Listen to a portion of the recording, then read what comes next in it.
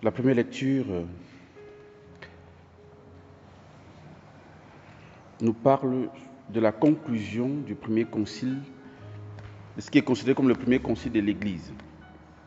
Vous savez qu'un concile, c'est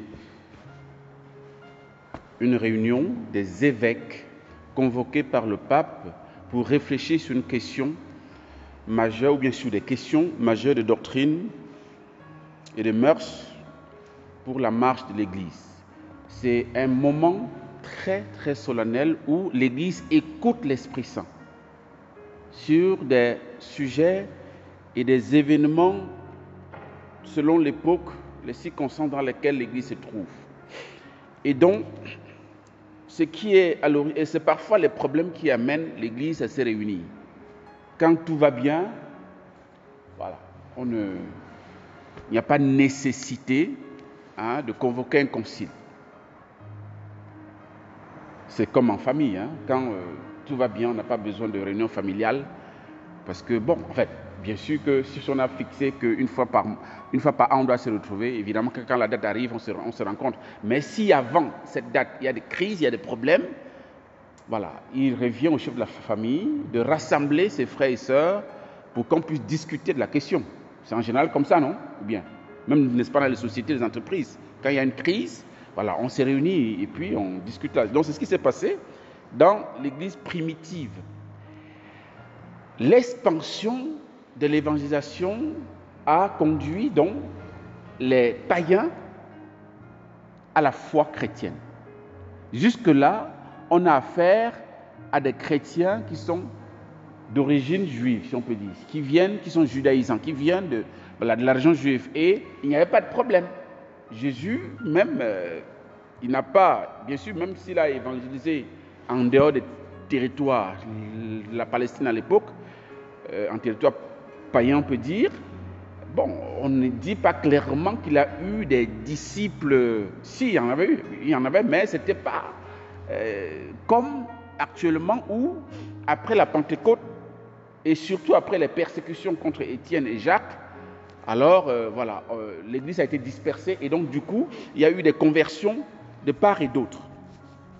Des Grecs, en fait, des gens qui n'avaient rien à voir, qui n'étaient pas des craignants Dieu, qui étaient sympathisants, n'est-ce pas, du judaïsme.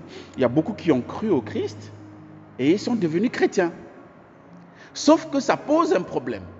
Bon, en fait, pour Paul et Barnabé qui ont fait une année à Antioche à évangéliser, ils n'ont pas eu ce souci. Ils ont compris que avec le Christ, la foi au Christ suffit. On n'a pas besoin d'autre chose.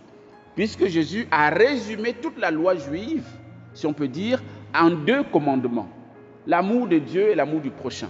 Donc il n'y a plus rien d'autre à imposer à celui qui voudrait embrasser la foi chrétienne. Mais sauf qu'il y a les caciques. Il y a des personnes, des juifs qui sont devenus chrétiens, mais qui sont attachés à leur tradition, aux manières de faire de leur père. Et la question qui a jailli, la question est née parce que il y a certains qui sont partis de Jérusalem, ils sont arrivés à Antioche sans mandat. C'est ce que disent les apôtres ici et les anciens. Les apôtres et les anciens, vos frères issus de... Voilà. Aux frères issus des nations qui résident à Antioche, etc., attendu que certains des nôtres, comme nous l'avons appris, sont allés sans aucun mandat de notre part, tenir des propos qui ont jeté chez vous le trouble et le désarroi. Nous avons pris la décision à l'unanimité de choisir les hommes, etc., etc. Donc, ces gens-là sont arrivés à Antioche sans mandat des apôtres, sans demander à ceux qui étaient en mission en ce moment-là à Antioche, c'est-à-dire Barnabé et Paul, ils sont mis à enseigner autre chose, notamment en disant que mais, vous ne pouvez pas vous prétendre chrétien alors que vous n'avez pas été circoncis. Ce n'est pas possible. Et il faut bien comprendre que pour le juif, la circoncision est fondamentale. C'est une nécessité absolue. Sinon, tu n'appartiens pas au peuple d'Israël. C'est la porte d'entrée dans l'alliance des pères. C'est ce qui te permet de dire « je suis juif ». Si tu n'es pas circoncis, c'est terminé, mon âme. Tu ne peux même pas avoir part avec les juifs. Donc, c'est l'équivalent du baptême chrétien. Quelqu'un, vous imaginez que vous avez un voisin qui n'est pas baptisé. Bon. Un jour, il arrive à l'église, on donne la communion, lui aussi se présente. Vous allez lui dire que, mais attends, ça ne va pas avec toi?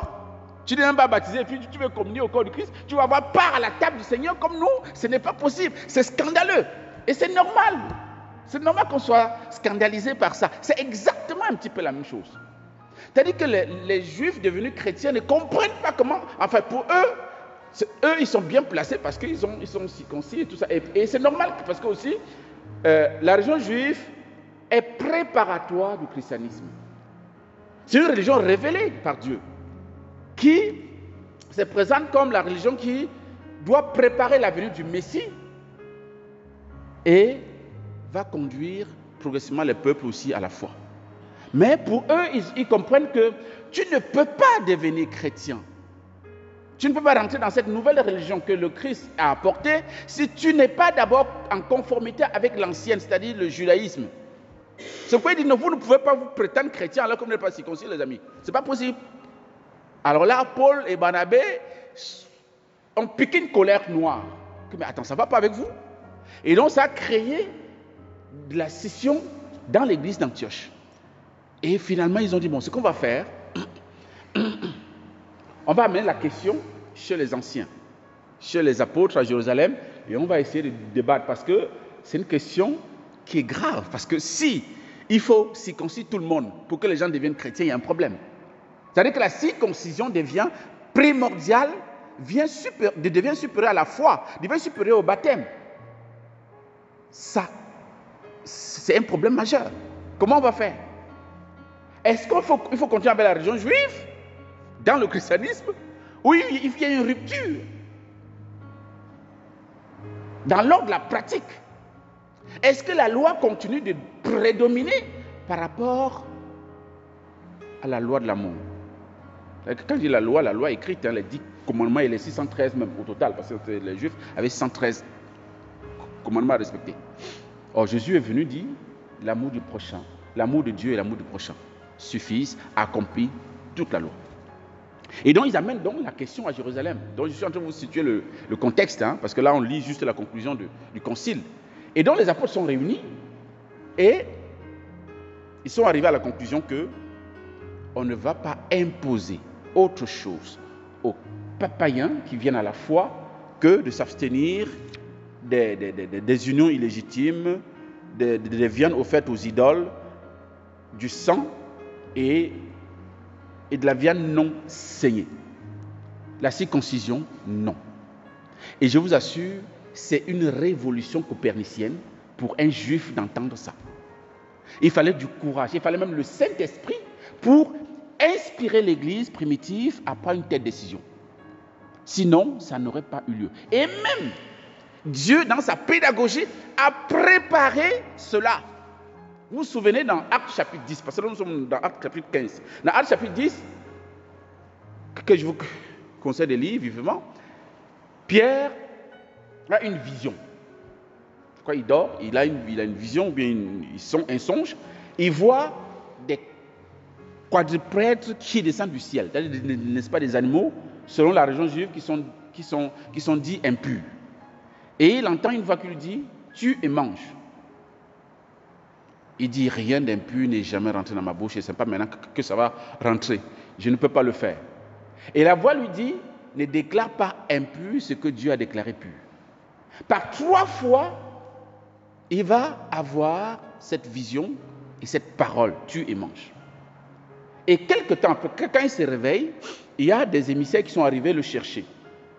Il doit aller à Jaffa. On nous invite à aller à Jaffa, je crois, ou à Césarée, je ne sais plus, voilà, pour rencontrer un certain Corneille, un craignant Dieu, quelqu'un qui est disposé à accueillir la foi, qu'il aille lui prêcher la bonne nouvelle. C'est un étranger, c'est un païen. Et Pierre va y aller, il va obéir, il va aller. À peine il rentre, n'est-ce pas, dans la maison, il commence à prêcher. À peine il commence à prêcher, le Saint-Esprit tombe sur Corneille et les membres de sa famille comme le jour de la Pentecôte. Exactement pareil. C'est là où Pierre dit, mais attends, ils sont incirconcis, ils sont païens.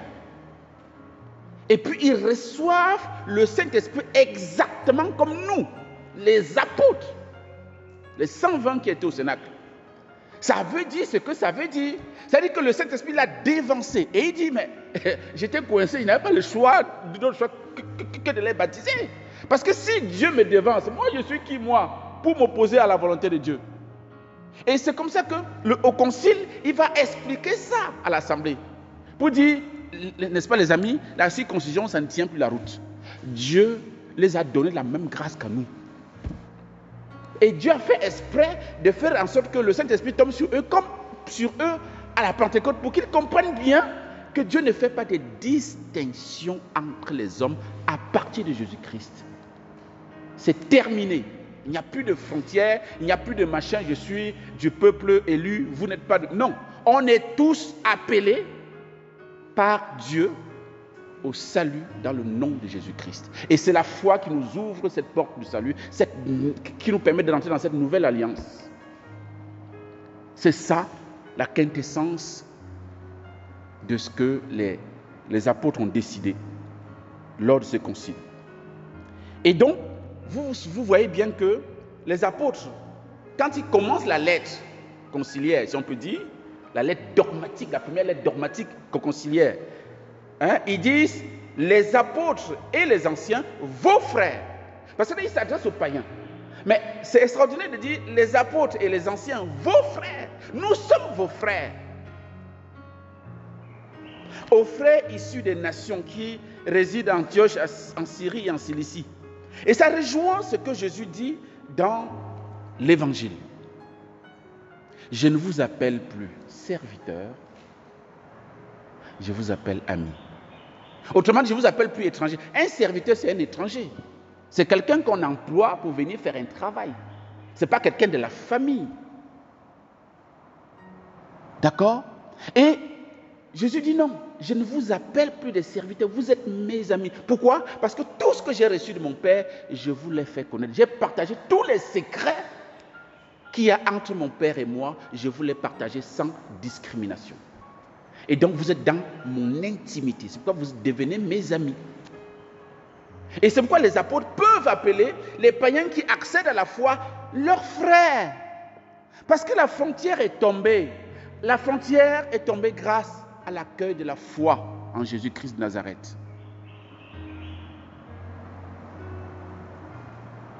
Et Jésus nous invite, à travers l'évangile aujourd'hui, à garder son commandement. Et Jésus disait à ses disciples, mon commandement le voici, aimez-vous les uns les autres comme je vous ai aimés. Il n'y a pas de plus grand amour que de donner sa vie pour ceux qu'on aime. Et voici ce que je vous commande. Attends, vous êtes mes amis si vous faites ce que je vous commande. L'amitié avec Jésus doit se vérifier dans notre fidélité au commandement de Dieu. C'est assez simple, hein? C'est-à-dire qu'on peut vérifier, chacun peut faire son examen de conscience et se situer si je suis ami de Jésus ou pas. Et le lieu de la vérification, c'est ceci. Voici ce que je vous commande, c'est de vous aimer les uns les autres. Autrement dit, là, n'est-ce pas, l'amour ici ne concerne pas d'abord l'amour envers les gens de l'extérieur. Ça concerne les gens de l'intérieur, les gens de la même communauté, les gens de la même famille, les gens de la même église. Aimez-vous, puisque ça s'adresse aux apôtres, aimez-vous les uns les autres. C'est l'amour qu'il y aura entre vous que vous allez manifester, non seulement que je suis votre ami, mais aussi vous allez manifester aux autres que vous êtes mes disciples. Et que votre message chrétien sera crédible.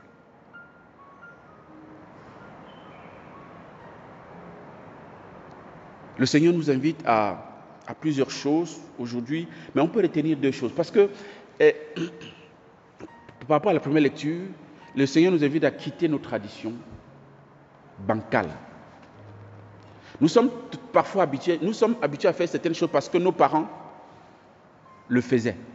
Ils nous ont appris à faire comme ça. Même quand on devient grand, on devient chrétien, on continue de faire encore ça, alors qu'au fond, c'est incompatible avec notre foi chrétienne.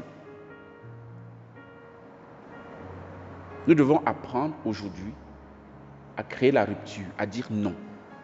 C'est Jésus-Christ ou rien. Certaines pratiques, moi je le disais, je ne sais pas hier ou hier, je disais ailleurs que parfois, même dans la vie religieuse, tu peux, que quand tu t'engages, le papa ou bien la maman ou la grand-mère va te remettre un petit truc. Il faut garder ça avec toi parce qu'on ne sait jamais, ça va te protéger, ça va te... et on prend ça. Naturellement, on prend ça. On ne peut même pas dire à maman ou bien à la grand-mère que non, je suis chrétien, Dieu est plus grand que tout. Puisque je le sers, puisque je suis son ami, je n'ai rien à craindre. Non, on fait des mélanges de jarres. On a les écorces à la maison et puis on prie Dieu. Il faut qu'on sache ce qu'on veut. Il y a des ruptures à faire. Un peu comme ces juifs qui ne veulent pas quitter leur tradition, la tradition des pères, la circoncision. Non, on quitte ça. Le Christ n'est pas là pour ça. L'alliance ne se fait plus dans la chair, ça se fait dans le cœur. Par le mystère de la foi. Le Christ habite nos cœurs par la foi. Et deuxième chose, manifestons de l'amour entre nous. C'est le commandement que Jésus a laissé. Manifestons de l'amour entre nous chrétiens, entre nous frères et sœurs. Parfois on se tape dessus alors qu'on est de la même famille. On se tape dessus alors qu'on est du même CEB, je ne sais pas comment on appelle ça, CEB, je ne sais pas quoi. Voilà, on se tape dessus alors qu'on est des voisins, des voisines, on est dans la même église, la même paroisse, le même groupe de prière, ou bien n'est-ce pas, la même chorale et tout ça. Mais non, qu'il y ait de l'amour entre vous. Et c'est là que le Seigneur va se manifester au monde pour que notre fruit, le fruit de la conversion, le fruit qui attire les autres vers le Christ, puisse s'accomplir. Amen.